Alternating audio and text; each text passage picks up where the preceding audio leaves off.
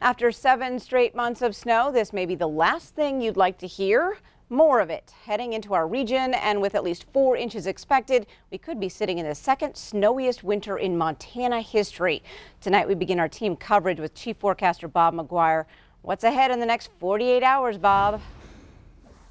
Well, Janelle, we have seen this before, and what we're looking at now is another threat board that's filling up with the winter weather advisory, only this time it started in south central Montana, and now it includes over here in the Beartooth Mountains. That's a winter storm warning for us, and so we're expecting a lot of snow to move into the region. Now, here's the way things are looking tonight. Really not so much. Some scattered sprinkles, a couple of snowflakes here or there, but tomorrow morning at about 7 o'clock, the snow starts to move into our region, sticks around in Montana and south central Montana most of the day tomorrow. And as you see here by 11:30, almost midnight, we're still looking at a lot of snow. Even into Friday, we're looking at more snow showers moving in here. So how much snow are we going to get out of this? Well, the computer models are varying. We kind of like this yellow one here. This is the GFS model. And so let me show you what that says we're going to see. It says here probably in the Billings area, maybe about 4 3/4 inches of snowfall by the time Saturday noon gets here. So maybe it's going to be a lot of snow moving in here. So if this seems kind of strange for you, or this has been kind of an unusual April, well, I tell you what, you're not alone. Our own Connor Pregitzer was thinking the same thing, and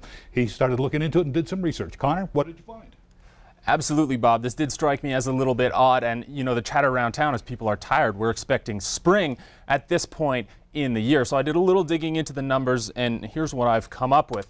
Was a cold start to April. I looked at the data from the first week of April, April 1st through 7th, over the last 5 years, 2013 through 17. And in that period, 3 days in that last 5-year period were less than 40 degrees. We've already had 2 such days this week, and we're forecasting another 2. So we're going to eclipse that total of the last 5 years for the first week of April in this 1 week. Now, the coldest low temperature in that 5-year sample was 21 degrees. We've already had 2 nights this week that were below 10 degrees, with the lowest around 6 degrees.